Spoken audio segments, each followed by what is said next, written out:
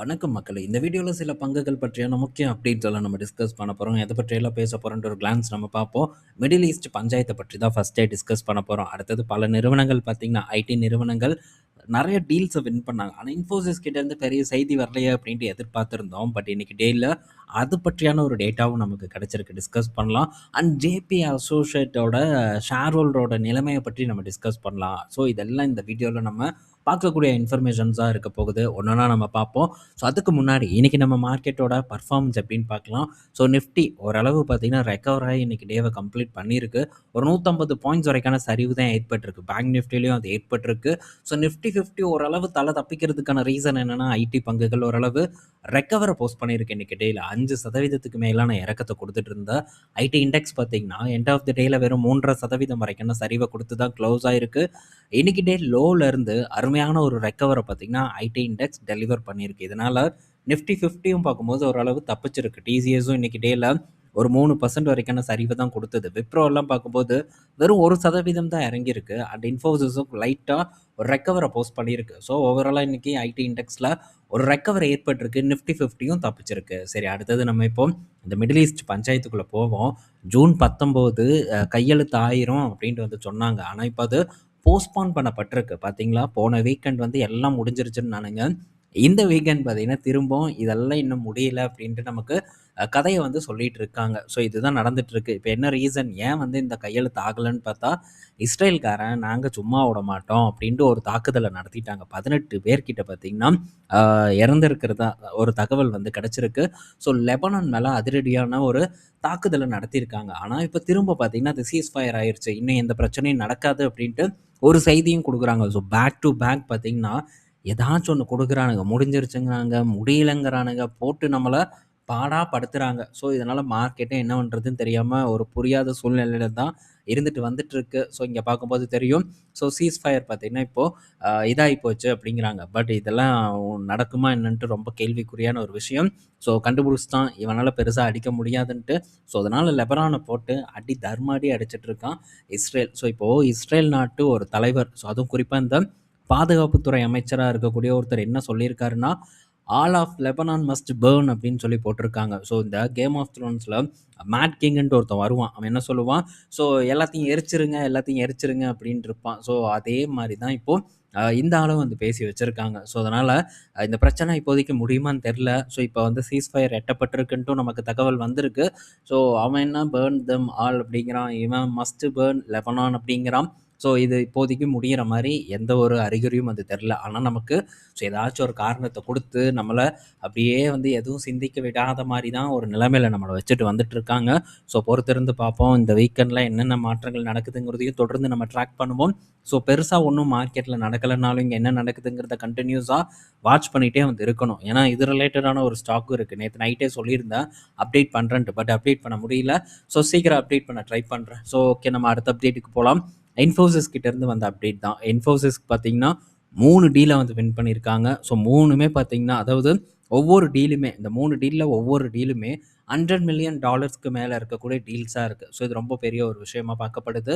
So இதில் ஒரு deal பார்த்தீங்கன்னா, வால்வோ கிட்டேருந்து வின் பண்ணியிருக்காங்க இன்ஃபோசிஸ். ரீசெண்டாக எக்ஸெல் டெக் கூட கூட பார்த்தீங்கன்னா ஒரு டீலை கொடுத்துருந்தாங்க. வால்வோ ஒரு கான்ட்ராக்ட் கொடுத்தாங்க. இப்போ இன்ஃபோசிஸ்க்கும் பார்த்தீங்கன்னா வால்வோ ஒரு கான்ட்ராக்டை வந்து கொடுத்துருக்காங்க. ஸோ இது நல்ல விஷயம் தான் நம்ம ஒரு கம்பெனிஸை பொறுத்த வரைக்கும். ஸோ டீல்ஸ் தொடர்ந்து வின் பண்ணிகிட்டே தான் வந்துட்டு இருக்காங்க. ஸோ ரொம்ப இன்னும் பெரிய ஒரு க்ரோத்தை பார்த்திங்கன்னா மார்க்கெட் எக்ஸ்பெக்ட் பண்ணுது. ஏன்னா அந்த மாதிரி ஏதாச்சும் ஒன்று நடந்தால் தான் ஐடி நிறுவனங்கள் அவங்கள ப்ரூவ் பண்ணுற மாதிரியான ஒரு நிலைமையில தான் இப்போ இருந்துட்டு வந்துட்டுருக்கு. ஸோ அதனால் டீல்ஸ் வின் பண்ணுறது ஃப்ளாட்டாக இருந்தாலும் சரி, ரெவன்யூ ஃப்ளாட்டாக இருந்தாலும் சரி, மார்க்கெட் பார்த்திங்கன்னா அதை பெருசாக கொண்டாட மாட்டேங்குது. ஸோ பயம் ஓவராகி அந்த பங்குகளை போட்டு அடிக்கக்கூடிய மனநிலைமையில தான் மார்க்கெட் இருந்துட்டு வந்துட்டுருக்கு. ஸோ தொடர்ந்து பார்ப்போம் என்ன நடக்குது அப்படிங்கிறத அடிப்படையிலேருந்து நம்ம தெரிஞ்சுக்கிறதுக்கு ட்ரை பண்ணுவோம். ஓகே, ஸோ நெக்ஸ்ட்டு பார்த்தீங்கன்னா ஜெயபிரகாஷ் அசோசியேட். ஸோ இந்த நிறுவனம் பார்த்தீங்கன்னா இப்போது டீலிஸ்ட் பண்ணப்பட்டுருச்சு. மார்க்கெட்டில் இந்த நிறுவனம் இல்லை. ஸோ இதில் 6,00,000 ரீட்டைல் ஷேர் ஹோல்டர், கிட்டத்தட்ட நிறைய ரீட்டைல் ஷேர் ஹோல்டர்ஸ் பார்த்தீங்கன்னா இந்த ஜேபி அசோசியேட்டில் வந்து பங்குதாரர்களாக இருக்காங்க. ஸோ இவங்களுடைய நிலைமை என்ன, இவங்களுக்கு ஏதாச்சும் போட்ட காசு வருமானு கேட்டால் எந்த காசும் வரப்போகிறதில்ல. அந்த காசு அவ்வளோதான். ஸோ அது பார்த்தீங்கன்னா கிணத்துக்குள்ளே போட்ட காசு தான். ஸோ அந்த காசை நம்ம மறந்துட வேண்டியது தான். ஸோ இந்த மாதிரி பல பென்னி ஸ்டாக்ஸ் இருக்கும். ஸோ இந்த மாதிரி பென்னி ஸ்டாக்ஸ் எல்லாம் கமெண்ட் செக்ஷனில் கேட்டுட்டு இருக்காங்க.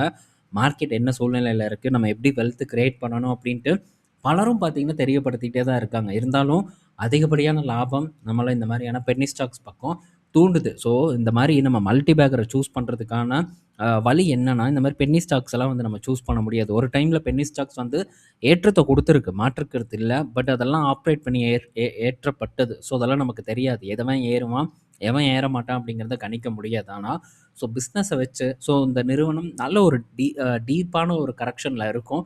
அந்த மாதிரியான நேரத்தில் ஸோ ஃப்யூச்சரை நம்ம ப்ரெடிக்ட் பண்ணி அந்த முதலீடு தான் ஒரு சிறந்த ஒரு முதலீடாக இருக்கும் என்னை பொறுத்த வரைக்கும். ஸோ அப்படிப்பட்ட ஒரு பங்கும் கூட இருக்குது. ஸோ அந்த பங்கை பற்றி நம்ம விரைவில் டிஸ்கஸ் பண்ணுவோம். இங்கே இல்லை ரீட்டைல் ஆப்ஷன் குளோபலில். ஏன்னா அது ஒரு அமெரிக்க நிறுவனம். ஸோ அதில் வந்து ஒரு நல்ல பொட்டன்ஷியல் இருக்கிறதா தான் நான் பார்க்குறேன். ஆனால் 100 அதாவது 99% பார்த்தீங்கன்னா அந்த பங்கு ஒரு ரிஸ்க்கான பங்கு. ஆனால் மேபி வந்து ஒரு ஏற்றத்தை கொடுத்ததுன்னா ஸோ சூப்பரான ஒரு பர்ஃபார்மன்ஸை கொடுக்கறதுக்கான வாய்ப்பு இருக்குது. ஸோ அது ரிலேட்டடாக பிஸ்னஸ் அப்டேட்ஸும் வந்து இருக்குது. ஸோ அதை ஒன்ஸ் வந்து நான் கம்ப்ளீட் பண்ணதுக்கப்புறம் ஸோ போடலாமா வேண்டாமாங்கிற ஒரு டிசிஷன் எடுத்ததுக்கப்புறம் அதை பற்றி நம்ம டீட்டெயிலாக டிஸ்கஸ் பண்ணுவோம். அப்படி இல்லைன்னா நான் என்னோட ஆர்டிக்கலில் அந்த நிறுவனத்தை பற்றி எழுதுறதுக்கு வந்து ட்ரை பண்ணுறேன். ஸோ இப்போ ஜேபி பவர் பல பேர் வந்து வச்சுருப்பாங்க. ஸோ ஜேபி பவர் வச்சுருக்கிறவங்களுக்கு ஏதாச்சும் ஒரு ப்ராப்ளம் இருக்குமா, ஸோ அதுவும் இந்த மாதிரி போயிருமா அப்படின்னு கேட்டால் அதுக்கெல்லாம் எந்த ஒரு ப்ராப்ளமும் இல்லை. ஏன்னா அதை வந்து அதானி நிறுவனம் வந்து கைப்பற்றிட்டாங்க. ஸோ ஜேபி பவரில் பெரிய ஒரு ப்ராப்ளம் நடக்காது. பட் இந்த பங்கில் போட்ட காசு திரும்ப வராது அப்படிங்கிறத நம்ம தெரிஞ்சுக்குவோம். ஸோ அடுத்தது பார்த்திங்கன்னா ஸோ இந்த ரிலையன்ஸோட ஏஜிஎம் போயிட்டுருக்கு. ஸோ பல அப்டேட் பார்த்திங்கன்னா நமக்கு கிடச்சிருக்கு. ஆனால் இதெல்லாம் இன்னும் உட்காந்து படிக்கணும். ஒரு நாள் ஆயிரும் அதெல்லாம் படித்து முடிக்கிறதுக்கு. ஸோ இதில் நம்ம பல விஷயங்களை ஆல்ரெடி டிஸ்கஸ் பண்ணியிருக்கோம். ஜியோ ஸ்டாரை பற்றி டிஸ்கஸ் பண்ணியிருக்கோம். ஸோ ரிலையன்ஸ் எஃப்எம்சிஜி பற்றி பேசியிருக்கோம். நியூ எனர்ஜி பிஸ்னஸ் பற்றி பேசியிருக்கோம். ஸோ பல பிஸ்னஸை பார்த்திங்கன்னா வெப்சைட்லேயே நம்ம ஆர்டிக்கலாக டீட்டெயில்டாக டிஸ்கஸ் பண்ணியிருக்கோம். ஆல்மோஸ்ட் பார்த்திங்கன்னா அதில் இருக்கக்கூடிய விஷயங்களை தான் இவங்க ஏஜிஎம்மில் கொடுத்துட்ருக்காங்க. ஸோ இருந்தாலும் இன்னும் நிறைய விஷயங்கள் இருக்கும். மேபி நான் ஏதாச்சும் விட்டுருக்கேன். ஸோ இன்னும் சில பிஸ்னஸை வந்து டிஸ்கஸ் பண்ணலங்கிறத மட்டும் நான் அப்கமிங் வீடியோஸ்லேயோ இல்லை ஆர்டிக்கலையோ வந்து போஸ்ட் பண்ண ட்ரை பண்ணுறேன். ஸோ இந்த கேம்பகோலோட க்ரோத் பார்த்திங்கன்னா எக்ஸ்ட்ராடினரியாக இருக்குது அப்படின்ட்டுலாம் வந்து பேசியிருக்காங்க. ஸோ அது மட்டும் இல்லை, டபுள் டிஜிட் மார்க்கெட் ஷேரை பல மார்க்கெட்டில் வந்து இது பிடிச்சிருக்கு. ஸோ இப்போது பல கடைகளோட அந்த ஃப்ரிட்ஜில் பார்த்திங்கன்னா இந்த கேம்பகோலா இடம் பெற்றிருக்கு. அந்த 10 ரூபா பாட்டிலெல்லாம் இப்போது நிறைய இடத்துல இருக்குது. ஸோ பெரிய பாட்டில் எதுவுமே நான் வந்து பார்க்கல. ஆனால் அந்த 10 ரூபா பாட்டில் இருக்கக்கூடிய எல்லா ஃப்ளேவர்ஸுமே அந்த ஃப்ரிட்ஜில் பார்த்திங்கன்னா எடுத்து வச்சுருக்காங்க. ஸோ நிறைய பேர் அதை வாங்குறதையும் கண்கூட வந்து பார்த்துட்ருக்கேன். ஸோ போகிறாங்க, திறக்கிறாங்க, ஸ்ப்ரைட்டையும் எடுக்கிறாங்க, இதையும் எடுக்கிறாங்க. சரி 10 ரூபா தான் இதையே வாங்கிட்டு வா போகலாம் அப்படின்ட்டு காது போல பேசிட்டு அந்த இதையே எடுத்துகிட்டு போகிறாங்க. ஸோ மற்றபடி டேஸ்ட் அதெல்லாம் பார்க்குறாங்கன்னு கேட்டால் டெஃபினட்டாக இல்லை. ஸோ நல்ல ஒரு வருவாய் வளர்ச்சியும் ஏற்பட்டுருக்கு. ஸோ எப்படி இவங்களுடைய பிஸ்னஸ் க்ரோ ஆகுதுங்கிறத பொறுத்திருந்து பார்ப்போம். அது போக போன வருடம் இந்த கேம்பஸ் ஷோர் அப்படிங்கிற ஒரு வாட்டர் பாட்டிலையும் லான்ச் பண்ணாங்க. ஸோ அதோடதும் ஒரு நல்ல பர்ஃபார்மன்ஸை கொடுத்துட்ருக்கு. ஸோ ஆல்மோஸ்ட் ஒரு நல்ல க்ரோத், நல்ல வளர்ச்சி பார்த்திங்கன்னா இந்த பிவரேஜ் செக்மெண்ட்டில் ரிலையன்ஸ் இண்டஸ்ட்ரீஸ் பார்த்திங்கன்னா அவங்க ஏற்படுத்திட்டு தான் வந்துட்டுருக்காங்க.